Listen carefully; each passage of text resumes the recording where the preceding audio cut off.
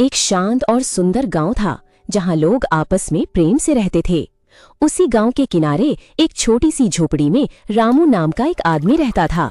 रामू का जीवन बहुत साधारण था। उसकी एक छोटी सी दुकान थी जहां वो लकड़ी का काम करता था।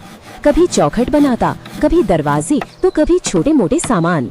कमाई ज्यादा नहीं थी, लेकिन रामू अपने काम से बहुत खुश रहता था। उसकी पत्नी सीता भी बहुत समझदार और मेहनती थी। दोनों पति पत्नी में बहुत प्यार था।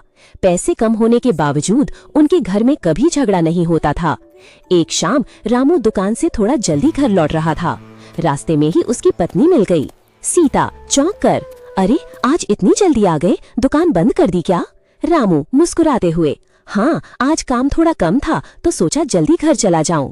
सीता थोड़ी चिंता में, पर अगर ऐसे ही दुकान जल्दी बंद करोगे तो कमाई कैसे होगी, घर कैसे चलेगा? रामू ने धीरे से उसकी ओर देखा और बोला, रामू सीता जितना हमारे पास है उसी में खुश रहना सीखो। भगवान ने हमें 2 वक्त की रोटी दी है, यही बहुत है। सीता ने गहरी सांस ली और हल्की मुस्कान के साथ बोली, सीता आप हमेशा ऐसे ही समझा देते हो, ठीक है अब मैं कुछ नहीं कहूंगी। दोनों घर पहुँचे। सीता ने रामू के लिए उसका पसंदीदा खाना बनाया, गरम रोटी, दाल और थोड़ा सा चावल। रामू ने पहला कौर खाया और मुस्कुराते हुए बोला, रामू देखो सीता यही असली सुख है, सादा खाना, सादा जीवन और मन की शांति। सीता भी मुस्कुरा दी। उसी गांव में एक और आदमी रहता था, राघव। वो बहुत अमीर था। उसके पास कई खेत, बड़ी बड़ी इमारतें और ढेर सारा पैसा था, लेकिन वो बहुत कंजूस था। वो अपने परिवार को भी अच्छे से नहीं रखता था। उसकी पत्नी और बच्चे हमेशा जरूरत की चीजों के लिए तरसते रहते थे। एक दिन उसकी पत्नी ने कहा, पत्नी आपके पास इतना पैसा है फिर भी हम ऐसे क्यों रह रहे हैं, बच्चों के लिए अच्छे कपड़े तक नहीं लेते? राघव गुस्से में, पैसा यूं ही नहीं आता, अगर मैं खर्च करने लगूं तो सब खत्म हो जाएगा। बेटा धीरे से, पापा मुझे स्कूल के लिए नए जूते चाहिए। राघव पुराने ही पहन लो, नए जूतों की जरूरत नहीं है। उसका परिवार चुप हो गया। राघव का एक ही लक्ष्य था, और पैसा कमाना। वो नई नई इमारतें बनवाता और गरीब लोगों को किराए पर देकर उनसे ज्यादा पैसे वसूलता। एक दिन राघव रामू की दुकान के बाहर खड़ा था।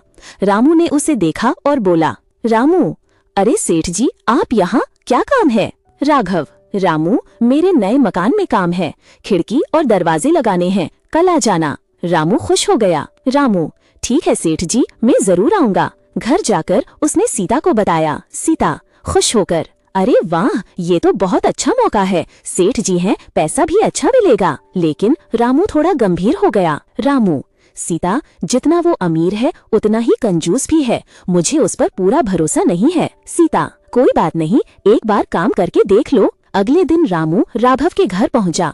वहाँ बहुत बड़ी इमारत बन रही थी और कई मजदूर काम कर रहे थे। रामू सेठ जी मैं आ गया, बताइए क्या काम है? राघव तुम्हें इस पूरी इमारत में दरवाजे और खिड़कियां लगानी है। ठीक है, लेकिन पहले कुछ पैसे दे दीजिए ताकि मैं लकड़ी खरीद सकूं। राघव हंस पड़ा। राघव क्या तुम मुझ पर भरोसा नहीं करते?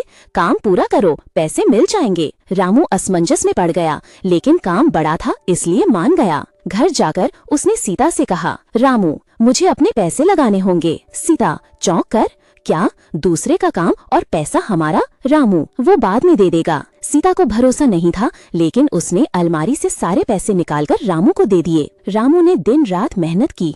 धूप में पसीने में उसने एक एक दरवाजा और खिड़की बड़ी लगन से बनाई और लगाई। 3 दिन बाद काम पूरा हो गया।